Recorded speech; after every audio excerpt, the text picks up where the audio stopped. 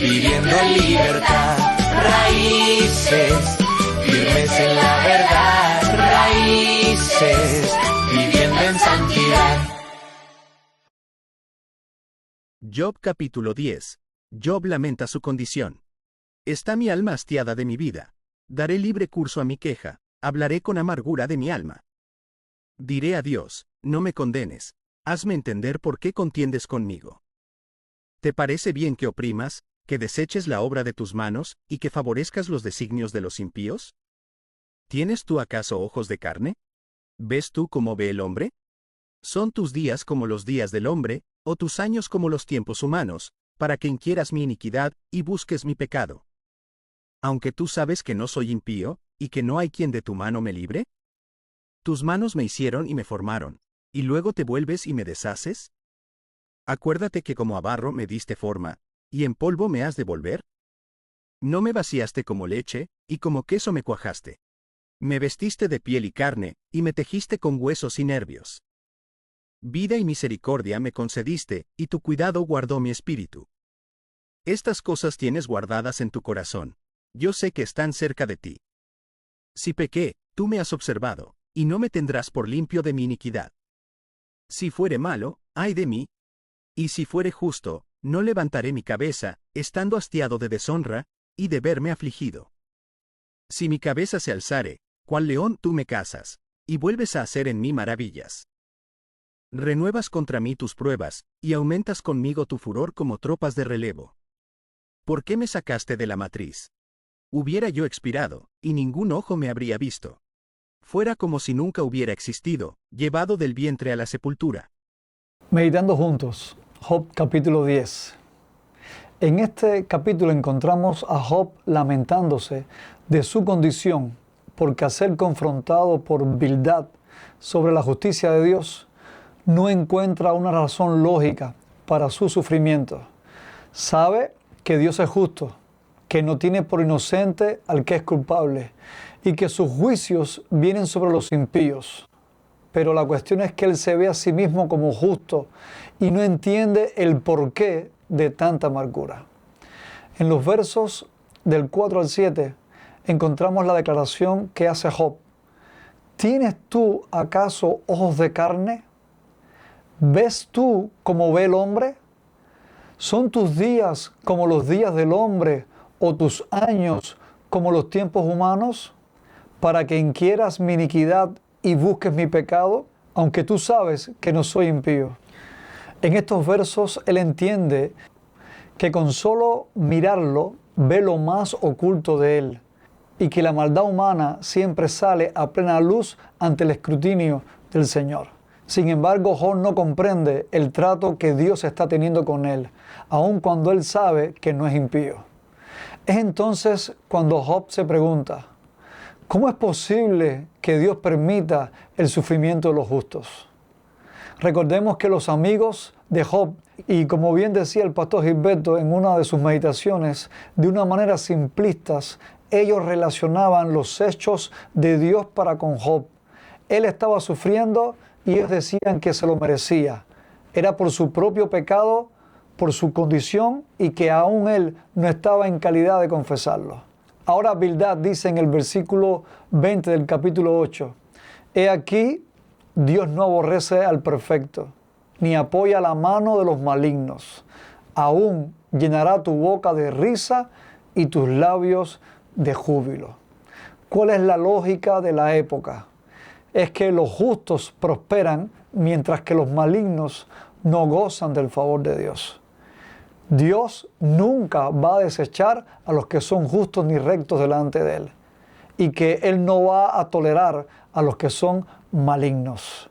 Así que si Él está en esa penosa situación, es porque Dios lo está aborreciendo. Job, de alguna manera, vemos que también abraza este mismo pensamiento, solo que ahora es él quien está padeciendo en carne propia, y él no puede conciliar la tensión que existe entre la soberanía de Dios y el dolor humano.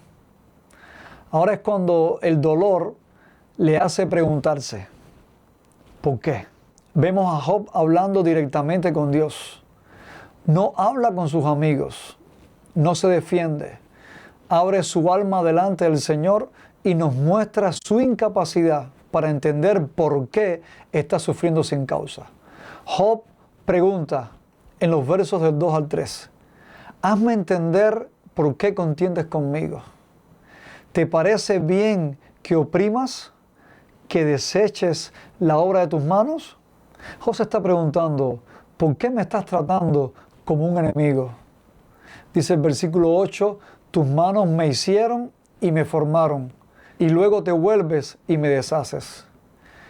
Job se está preguntando también ahora, ¿qué propósito tiene mi dolor? ¿Por qué me haces, me creas, me das la existencia y al final de la jornada me quiebras? Job está entendiendo que Dios es el creador, el sustentador de su vida, pero no está entendiendo también de que Dios es el soberano sobre su ser. Él entiende que Dios realmente lo conoce, que sabe su condición y es más, Job sabe que su vida es recta delante de él, porque Dios conoce todas las cosas. Dios le había concedido su misericordia. Dice que su cuidado le había guardado su espíritu, como dice el versículo número 12. Sin embargo, en el versículo 14, Job hace una referencia de que si él pecó, que Dios le había observado y que tendría entonces razones válidas para quebrantarlo. Pero hay algo que Job está perdiendo de vista y es su verdadera condición. En el versículo 15, aún así él se mantiene sin ver lo vulnerable y frágil que él era. Dice el versículo, si fuere malo, ay de mí. Él no se creía tan pecador para recibir tan severo castigo.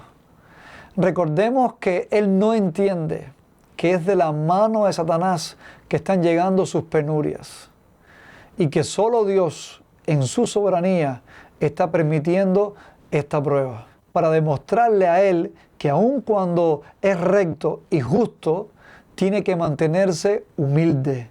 Ahora Job vuelve a hacer otra pregunta. ¿Por qué me sacaste de la matriz? Hubiera yo expirado y ningún ojo me habría visto. Job estaba diciendo, ¿por qué me dejas vivir si tengo que sufrir tanto? Tras de esto hay una idea y es que la vida no es digna si el hombre está envuelto en tanto dolor.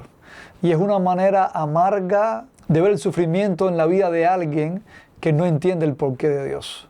Ahora, no cuestionemos los planes de Dios en nuestros padecimientos, porque hay valor aún en una experiencia dolorosa y podemos sacar ventaja de ella. Recordemos a Cristo, que no se bajó de la cruz por amor a nosotros.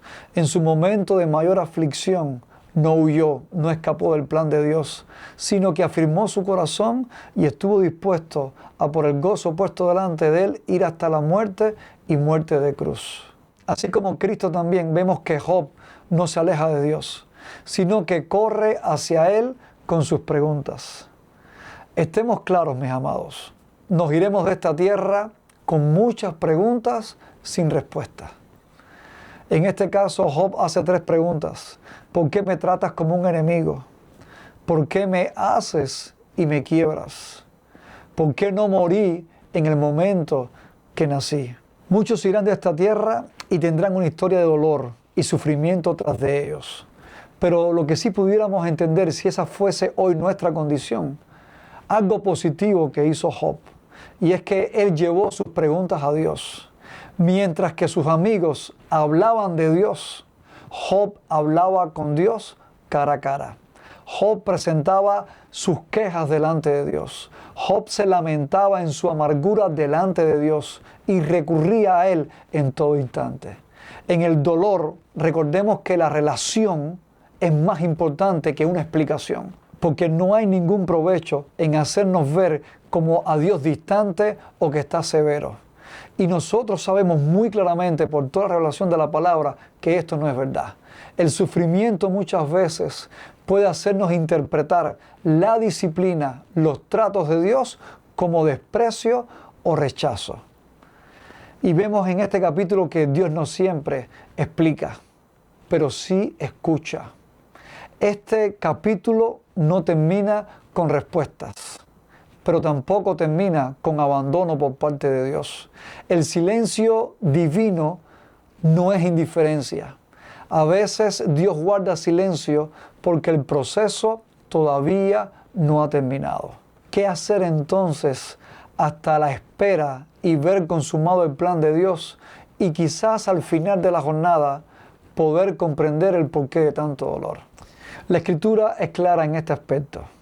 Dice Santiago capítulo 1, los versos del 2 en adelante. Hermanos míos, tened por sumo gozo cuando os halléis en diversas pruebas, sabiendo que la prueba de vuestra fe produce paciencia.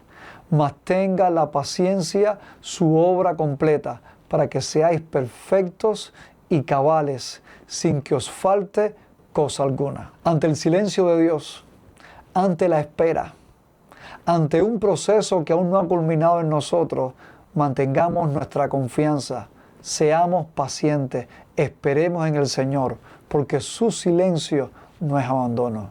Y esta es una de las lecciones más importantes que encontramos en el capítulo 10 de Job, que aun cuando hay una tensión entre la soberanía de Dios y el sufrimiento humano, podemos ir delante de Él, podemos descansar en Él, podemos presentarle todas nuestras inquietudes, sabiendo que al final de la jornada todo proceso sin respuesta, pero en la voluntad soberana de Dios, va a dejar en nosotros un buen resultado, que seamos perfectos, que seamos cabales y que no nos falte cosa alguna. Y este es mi deseo, que Dios te bendiga, que Dios te guarde y que Dios te cubra en el momento difícil.